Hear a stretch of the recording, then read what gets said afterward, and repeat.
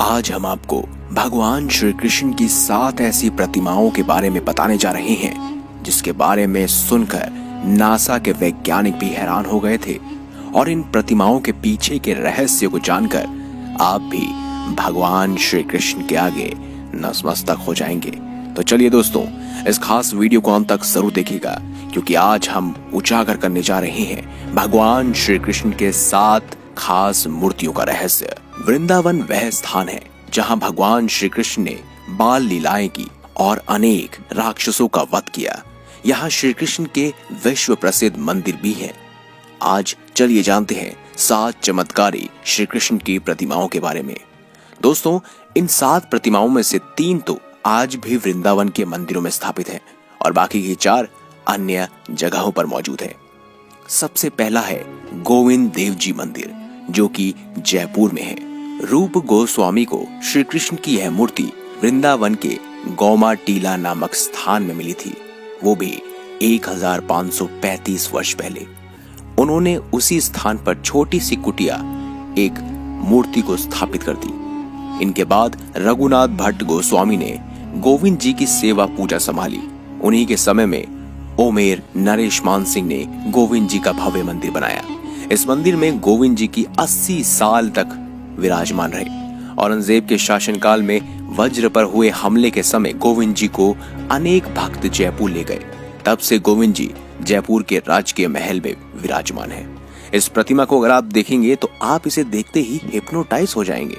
पता नहीं, लेकिन मनोवैज्ञानिक भी कहते हैं कि इस मूर्ति की आंखों में कुछ खास रहस्य है। अगला है मदन मोहन जी करौली।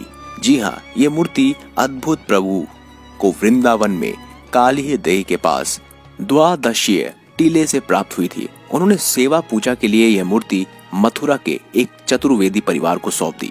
चतुर्वेदी परिवार से मांगकर सनातन गोस्वामी ने 1590 ईसा पूर्व में फिर से वृंदावन के उसी टीले पर इसे स्थापित कर दिया। वहीं मुल्तान के नामक व्यापारी रामदास कपूर और उड़ीसा के राजा ने यहाँ मदन मोहन जी का विशाल मंदिर बनवाया। दोस्तों, इस मूर्ति के बारे में खास पहलू ये है कि ये एक अलग ही मूर्ति है। इसकी बांसुरी को अगर आप ध्यान से देखेंगे तो कभी यह सोने की चमकती है तो कभी चांदी की। इसके पीछे के असल धातु का पता नहीं चल पाया है, लेकिन होना हो ये भी एक रहस्य से कम नहीं। अगली है गोपीनाथ जी जयपुर। कहते हैं रायसल राजपूतों ने यहाँ मंदिर बनवाया और औरंगजेब के आक्रमण के दौरान इस प्रतिमा को भी जयपुर ले जाया गया था। तब से गोपीनाथ जी वही पुरानी बस्ती में स्थित गोपीनाथ मंदिर में विराजमान है। इस मूर्ति को अगर आप ध्यान से देखेंगे तो इनके कानों के आकार को देखकर आप ये पता नहीं लगा सकते। दोस्तों, ये अपने आप में ही मूर्ति एक अद्भुत मास्टरपीस है। अगली है जुगल किशोर जी पन्ना। दोस्तों, भगवान श्री कृष्ण की यह मूर्ति हरि राम जी व्यास जी ने 1620 ईसा पूर्व में बसाई थी।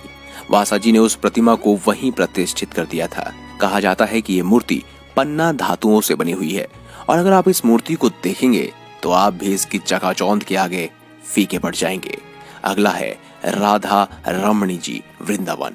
जी हाँ, गोपाल भट्ट स्वामी को गंडक नदी में एक शालिग्राम मिला। उसे वृंदावन ले गए, काशी घाट के पास मंदिर में प्रतिष्ठित कर दिया और एक दिन किसी दर्शनार्थी ने कटास कर दिया कि चंदन लगाए। शालिग्राम जी तो ऐसे लगते हैं मानो कड़ी में बैंगन पड़े हों।